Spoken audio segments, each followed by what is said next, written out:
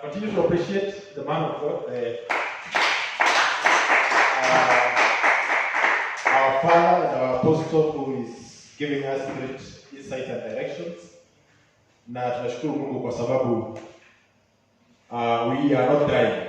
We are not going anywhere. Oh, yes. We shall remain and we shall declare the word of God.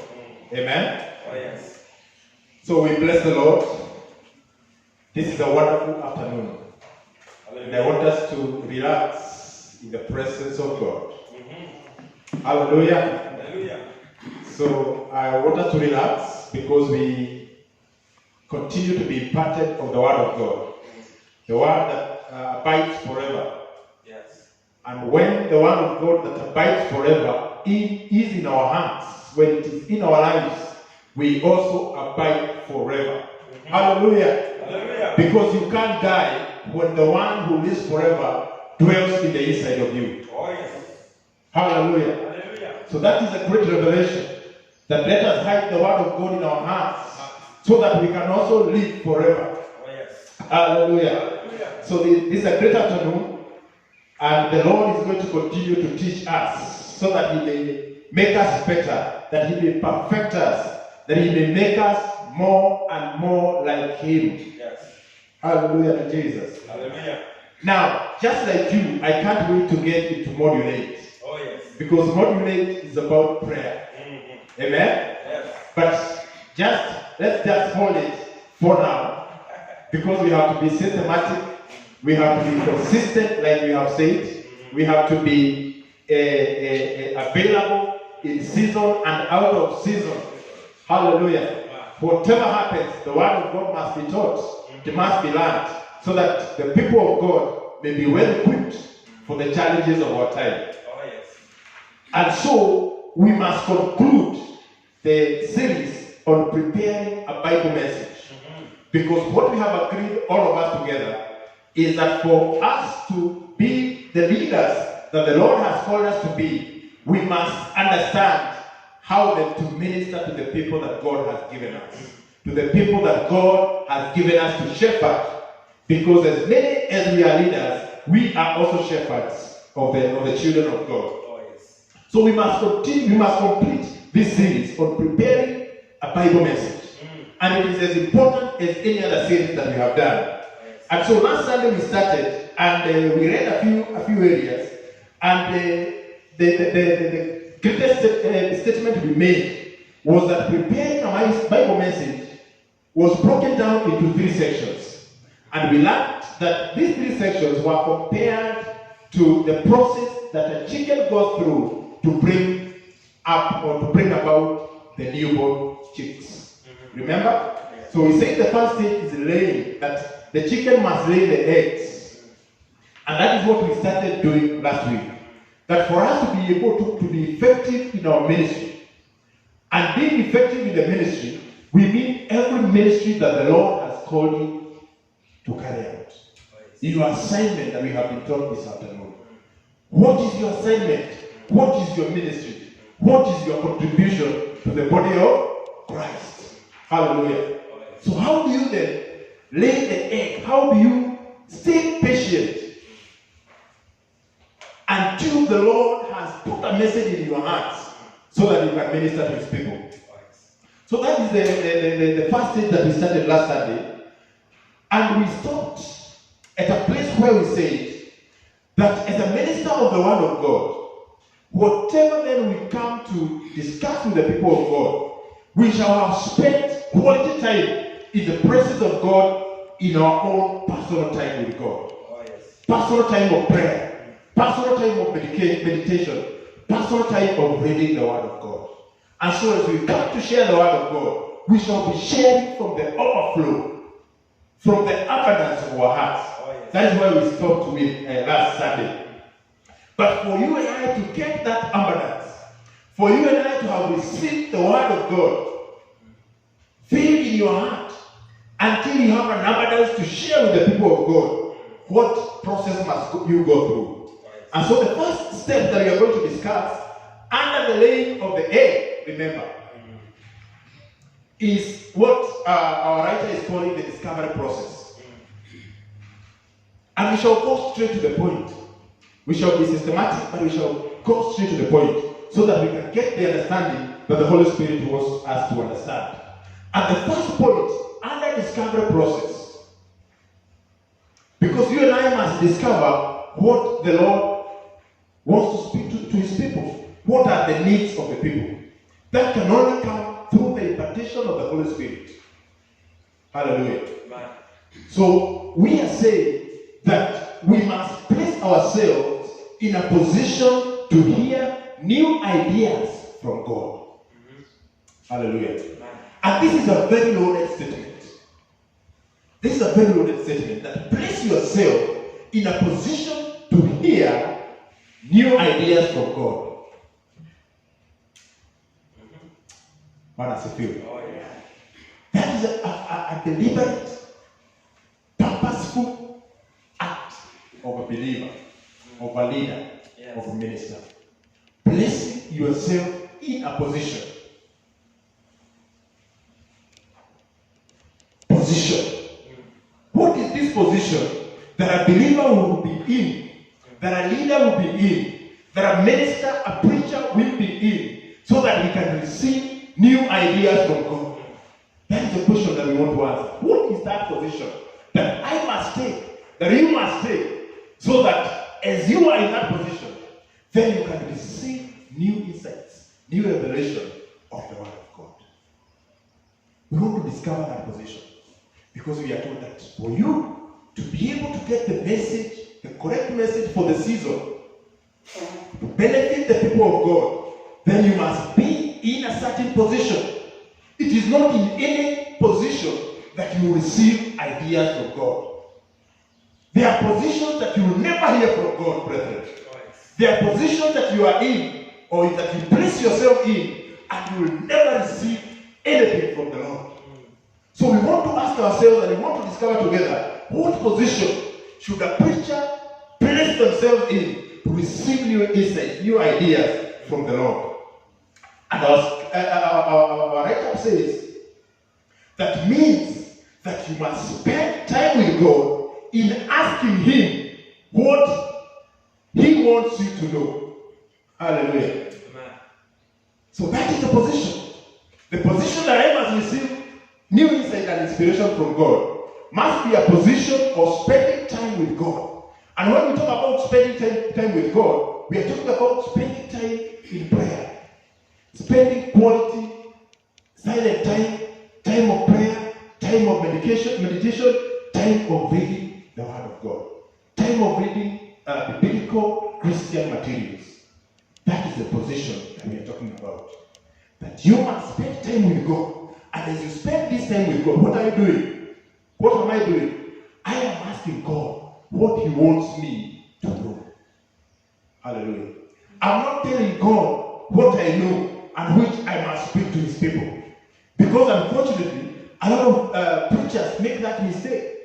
That you insist that this must be the message that I must share. This must be the message that must be spoken coming Sunday. Come rain or sunshine. I must preach on faith. I must preach on love. But we are saying that we must spend time with God. Quality time of prayer, of meditation, of reading the Word of God, of listening to materials that are beneficial to a believer.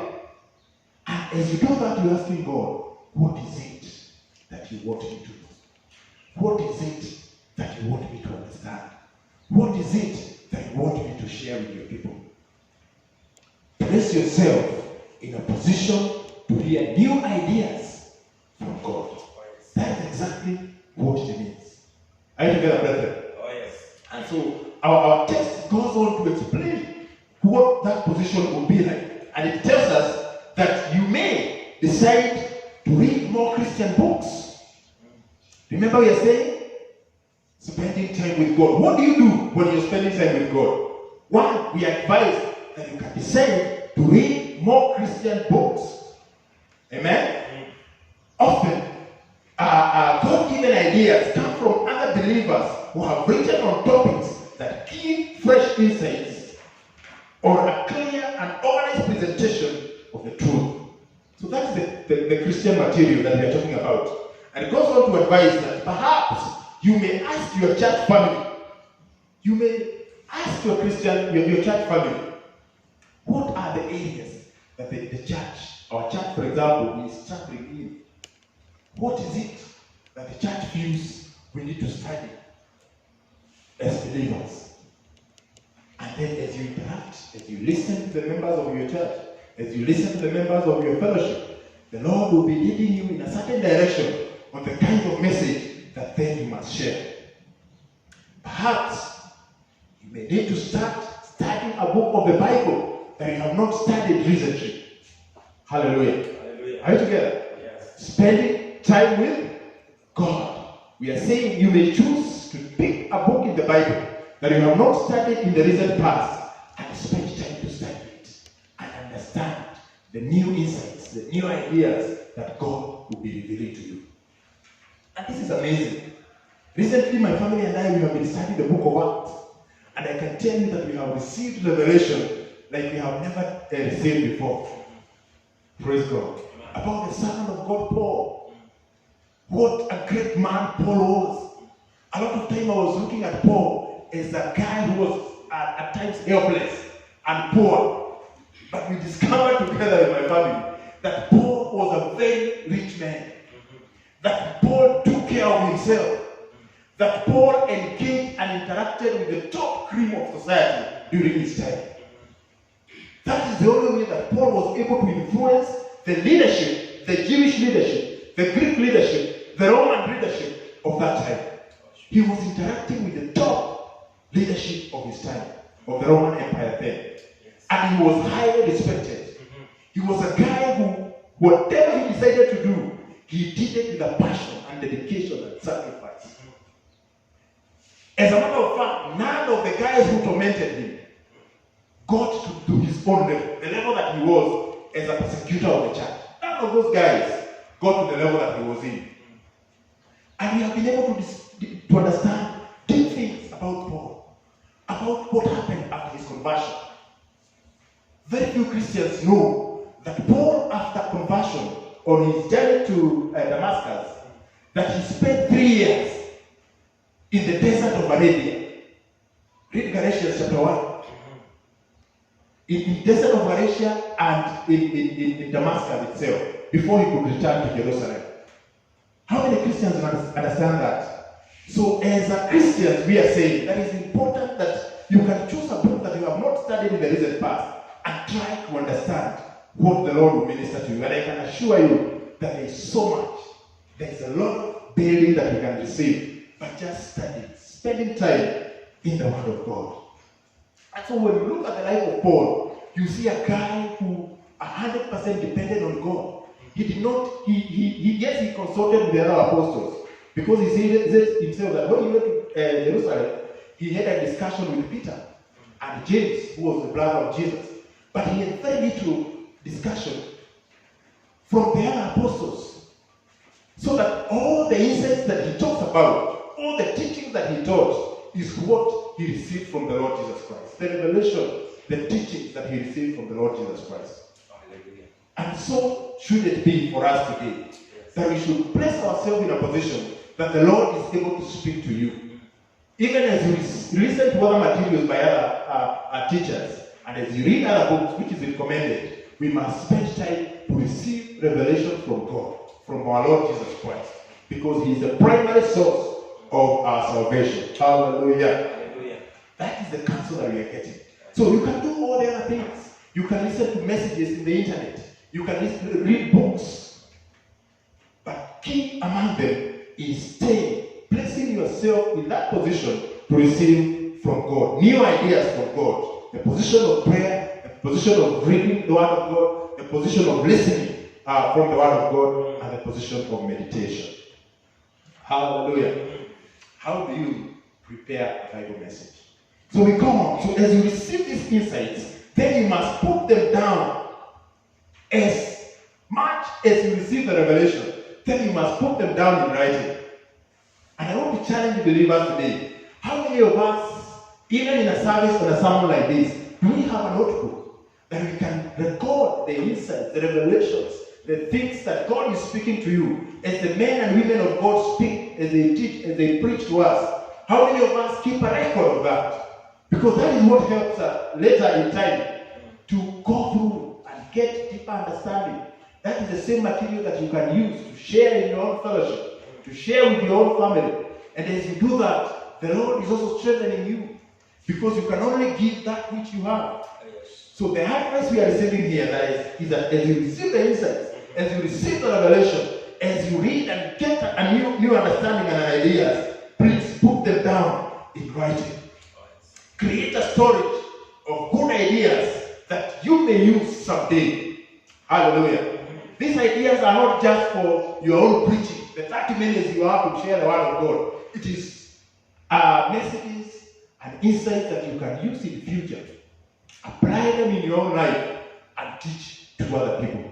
So put them down, write them down. The Lord will impress you on these ideas as you read, as you listen. Then you get new revelation and ideas. Put them down in writing. And you have said that what you receive, even when we are teaching like now, is different from what my brother on the other corner will hear. They will get their own insights. So can you write yours? Can you record yours? So that you can use it in the future. Hallelujah. Are you getting something? Oh, yes. So that is what we are calling the discovery process. And you can follow that text slowly, pole, at your own time. Discovery process of getting a Bible message is what we are talking about. And then you can go to the next topic, the next process, which we are calling the topical process. The topical process. And here we are talking about topics. How do you decide? How do you discover the topic that you can share with the people of God? How do you wait on the Holy Spirit and you receive topics, insights on specific areas that you can share with the people of God? And we are told that as a spiritual leader, you have the privilege of helping your people to grow in their walk with Christ. That is a privilege. Hallelujah. As a spiritual leader, who each one of us is, we have the privilege, the singular privilege. Not everyone has the privilege to influence or to help the people that the Lord has placed in our care on how they should grow, how they should walk with the Lord. And we are told that as you watch them in their spiritual journey, and I love this, because we are told that as a pastor, as a minister of the gospel, we don't live in a different world, do we? No. We live among the people. And we are told, as you watch them in their spiritual journey. Don't you think that's a big responsibility? Oh, yes. That we are supposed to watch what is happening with my brother Steve. Watch what is happening with my sister. So that as you go into your own personal quiet time, you can pray. Listen to what they are saying. So that then you can pray and commit them in prayer and know how to pray and how to minister. So watch them in their spiritual journey. You will notice, when you watch, you will notice the struggle with the different areas of their life. You will definitely note the struggle that I am going through.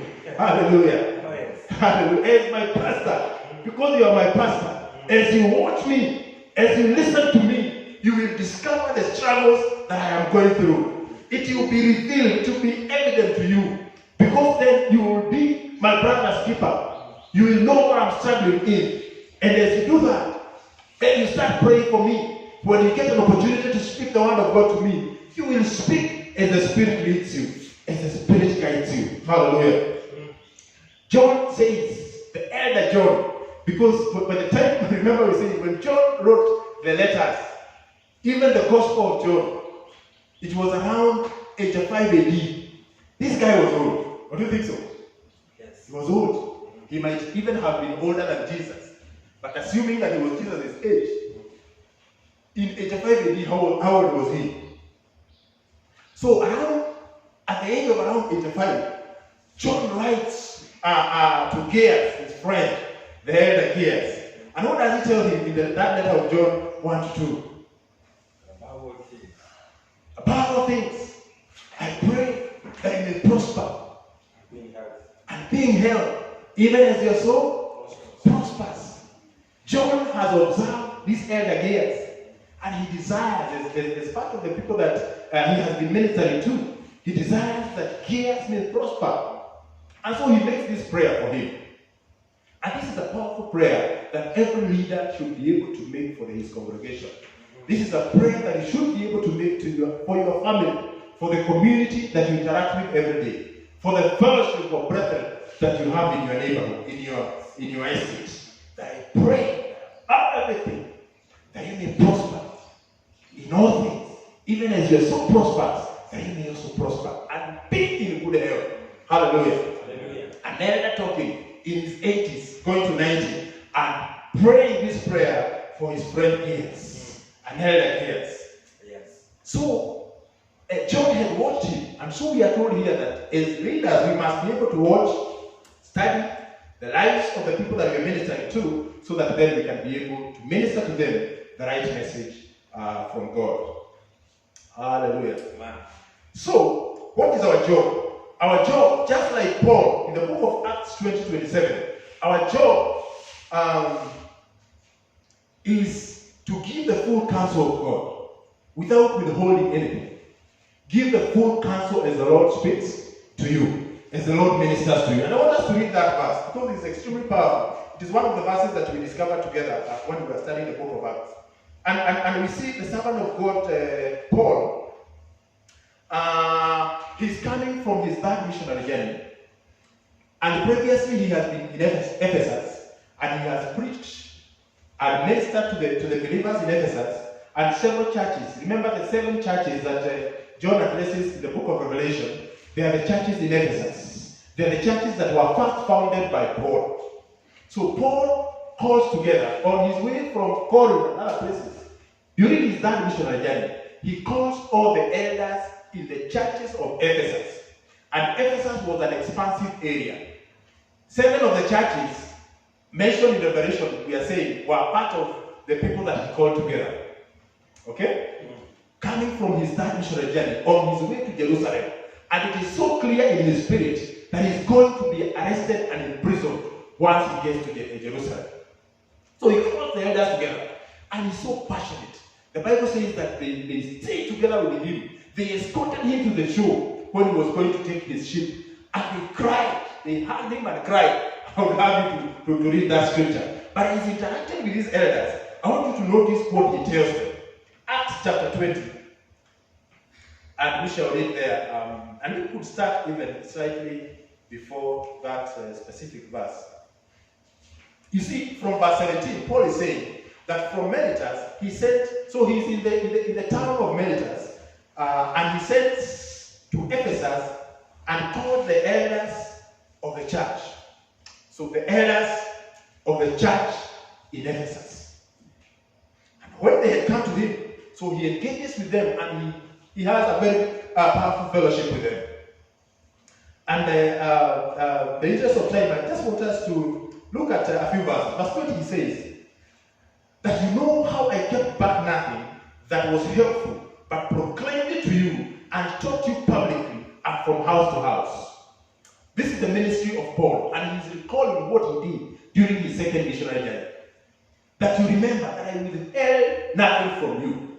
Hallelujah. Oh, yes. Every minister, every preacher of the word of God should withhold nothing from the congregation. Oh, yes. We should take the example of Paul. He says, I withheld nothing from you that was helpful. Hallelujah. Everything that was helpful. There could be other things that are not helpful. But as much as there is anything helpful to the congregation, to the believers, to the body of Christ, let us share it with love. Because that is exactly what Paul said.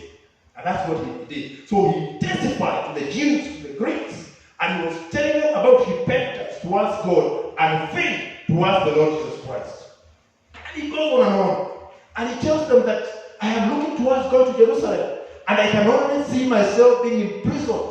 You might not see me again. He tells them. And then he gets to verse 27, and that is our focus.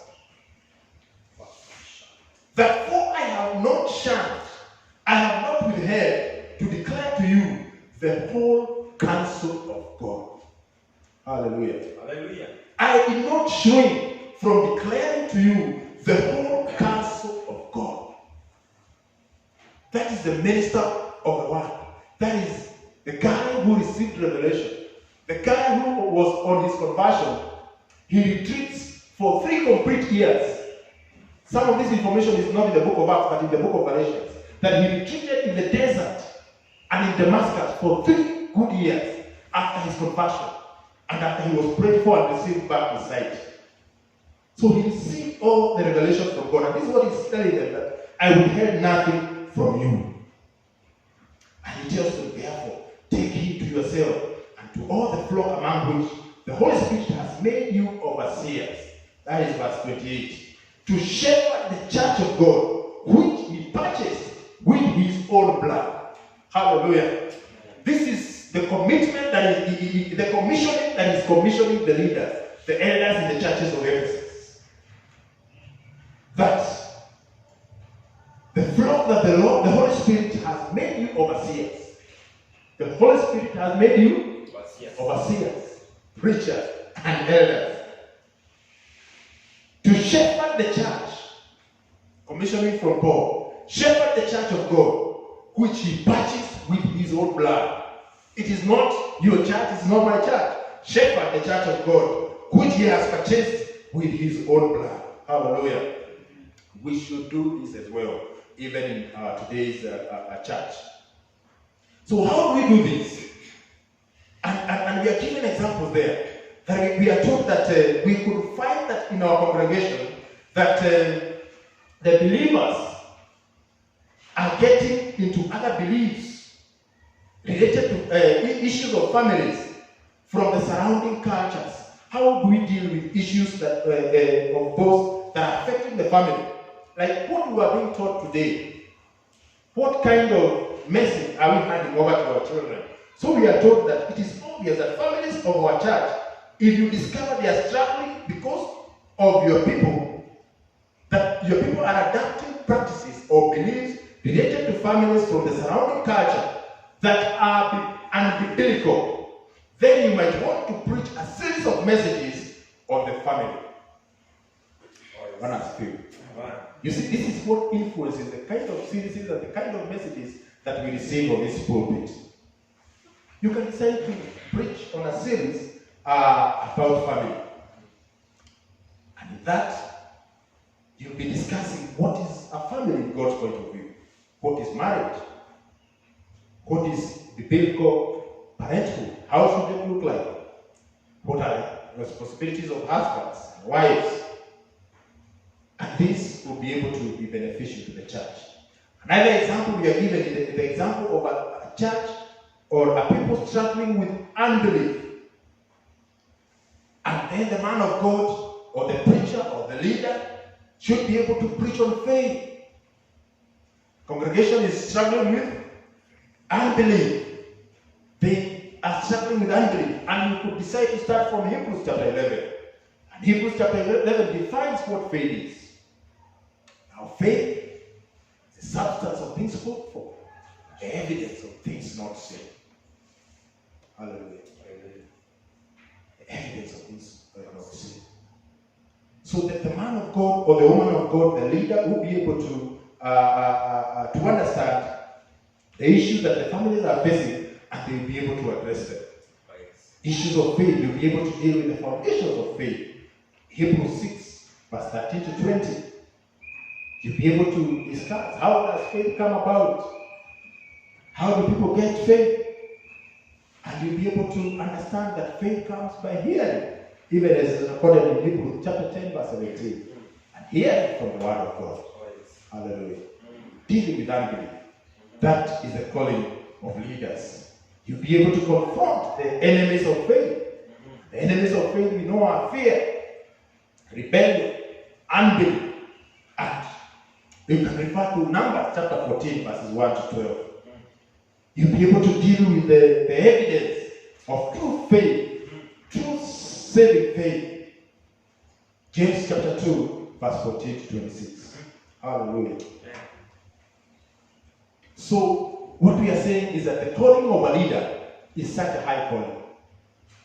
It is such a big privilege that leaders, that is bestowed on leaders, and which is Christian believers and as Christian leaders, we must take extremely seriously. So the Bible seldom discusses a topic or a thing completely in one place. This is very important for any leader and for any Bible student. That there is no topic that is completely discussed in one place in Scripture. Hallelujah. Amen. That's a good thing. Yes. So if I get a chance to preach, if I get a chance to minister, I know that there is no one topic that will be exhausted in one of us. And so I must give myself to study so that I may discover all that is in that topic. So you discover that revelation about key topics is found throughout the Word of God. Hallelujah. Wow. Throughout the Word of God. Therefore, when trying to lay a biblical foundation of the truth in regards to a specific topic, it is important, it's helpful to find the obvious and clear passages of Scripture that relate to that topic. That is a counsel to us leaders, so that we can then be able to teach effectively and to be able to cover a topic properly. So when you have done that, you can then decide the topics that would create the series of teachings that you feel you need to share with the people. One has a few. So I find this a big blessing that we could be able to learn, even how to prepare a Bible message. And we are learning that it is not an instant thing. It is not something that you put on and you go to preach. Of course, you share your faith. You share from the overflow of your heart. But that overflow comes from patience, spending time in the presence of God, and allowing the Holy Spirit to minister to you. Putting yourself in a position to receive new ideas from God. Hallelujah. Interacting with people and seeking to understand the things that they are going through. So that then you can seek God on how you can be helpful, you can be beneficial to them. And by doing so, you'll be improving your own life. You'll be becoming more and more like Christ. You'll be becoming more and more like Christ. And as you read His Word, as you study, the characters, like the character of Paul that we are talking about, you will discover how much time these guys spent in the presence of God for them to receive the revelation. And it is not by surprise then that the New Testament, more than half of it, are writings of the Apostle Paul. Because of the things, the time that he spent with God, the revelation that he accepted, he allowed God to mold him and to make him the servant that he called him to be. What is your assignment as a leader? What is it that God has called you to do? How much time are you investing in that assignment so that you can be able to carry it out successfully, effectively, in line with God's purpose? Because you are not going to be young forever. You are not going to be around forever. But for this time and for this season, we can all agree to influence our generation in line with the purposes and the will of God for our lives. Amen? Amen. Amen. Let's come go together. Heavenly Father, we bless your name. We give you honor and glory for the opportunity and chance to come to before your presence and to study your word and to learn from you. We thank you, Holy Spirit, for speaking to each one of us, even for using me as a vessel, our Father, Lord, to impart these truths and these insights to your people. Father, I pray that in line with your word, God, that your word will not go out and come back void, but it shall accomplish that which you have purposed it to accomplish. That my Father, Lord of glory, all of us will be better ministers. We shall carry out our ministry, our purpose, our assignment much more effectively, much more successfully, because we shall position ourselves in a way that we can hear from you, in a way that we can receive new ideas and new insights of your word, in a way, Lord, that we can understand what our brethren, the people that you have given us the privilege to minister to, what they are going through, that then you may be a blessing to them, O God. and that you may bring men and women to yourself instead of drawing them away from you. Father, we pray that you shall help us, O God, even to influence this generation with your word, to build faith in your people, O God, that we may have men and women, that you stand for the gospel, men and women, O God of glory, that you stand in this wicked generation and declare the ways of the Lord. Receive praise, O God, receive honor, receive adoration. For this is our humble and sincere prayer through Christ Jesus our Lord. Amen.